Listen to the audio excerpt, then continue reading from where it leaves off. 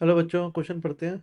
A manufacturer has three machine operators, है ना, तीन मशीन ऑपरेटर्स हैं, A B and C. The first operator A produce 1% of the defective items, whereas the other two operator B produce करता है 5%, है ना, और सी produce करता है 7%। ठीक है। Defective items, okay, defective items produce करते हैं। A is on the job for 50% of the time, B is on the job for 30% of the time, and C is on the job for 20% of the time. ठीक है, यहाँ तक भी ठीक है। All the items are put into one stockpile, and then one item is chosen at random from this and is found to be defective. What is the probability that it was produced by A? ठीक है, की concept समझते हैं।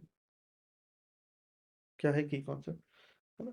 तो ये जो question है, language से पता चल रहा है कि इसमें कंडीशनल प्रोबेबिलिटी यूज होगी, राइट। कंडीशनल प्रोबेबिलिटी यूज होगी। अब कंडीशनल प्रोबेबिलिटी में भी हमारे पास दो पॉसिबिलिटी हैं, या तो टोटल प्रोबेबिलिटी थ्योरम या फिर बेस थ्योरम। कौन सी यूज होगी इसमें कंफ्यूजन रहता है। तो इसमें अगर कंफ्यूजन दूर करना है, सबसे पहले डिफाइन इवेंट्स प्रॉपरली। सबसे पहले इवेंट्स को एकदम प्रॉपरली डिफाइन करेंगे, और हम ये लिखेंगे कि क्या फाइंड करना है ना, प्रोबेबिलिटी की टर्म्स में। तब आपको अपने आप समझ में आ जाएगा कि कौन सी थ्योरम यूज करनी है। सेकंड, तो इस पर्टिकुलर क्वेश्चन में हमको बेस थ्योरम यूज करनी है,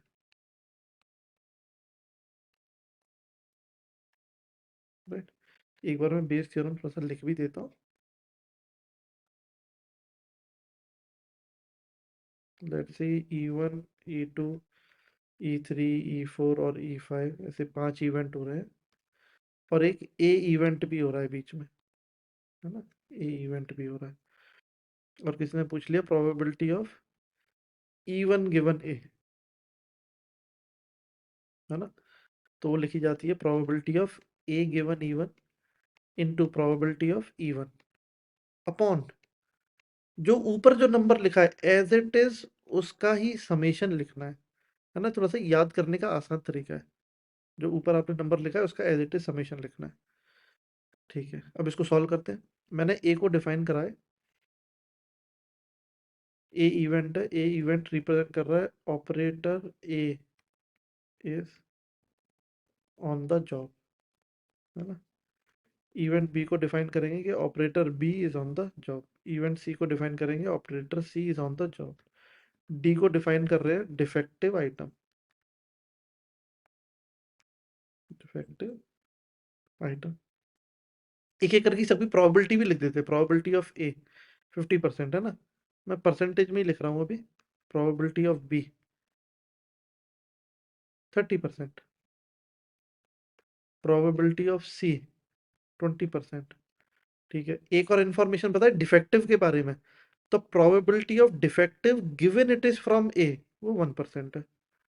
probability of defective given it is from B, वो है 5%।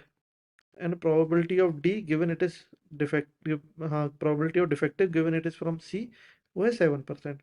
और पूछा क्या है हमसे, ये देखो आप, पूछा क्या है, probability that it was produced by A given it was defective, है ना। तो कैसे आइडेंटिफाई किया कि यार इसका उल्टा लिखा हुआ है यहाँ पे। तो हमको भी डी गिवन ए पता है क्वेश्चन में, और ए गिवन डी फाइंड करना है। आ गया, probability of D given A into probability of A, और नीचे समेशन हो जाएगा। समेशन कैसा होगा, probability of D given A into probability of A plus probability of D given B into probability of B plus probability of D given C into probability of C. ये आएगा। सारी values put कर देते हैं। Probability of D given A 1% into probability of A 50%, है ना, multiplication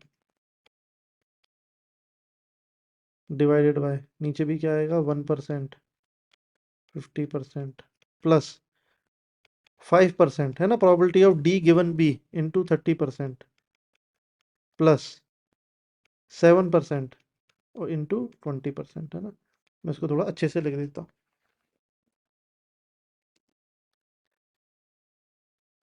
1% into 50%. 1% into 50% plus 5% into 30% plus 7% into 20%। है ना? मैं ऐसा क्यों लिख रहा हूँ? तो ऊपर नीचे से दो दो परसेंटेज के साइन आएंगे, वो सारे कैंसिल हो जाएंगे ना। अपॉन 100 लिखने की हमको बहुत ज़्यादा ज़रूरत नहीं पड़ेगी। ठीक है, ऊपर आ गया 50, नीचे आएगा 50 प्लस 150 प्लस 140, तो आएगा 200 और 100 300, 50/340 और 0 से 0 कैंसिल। तो probability of A given D कितना आएगा? 5/34 आएगा। कितना आएगा? 5/34। Thank you.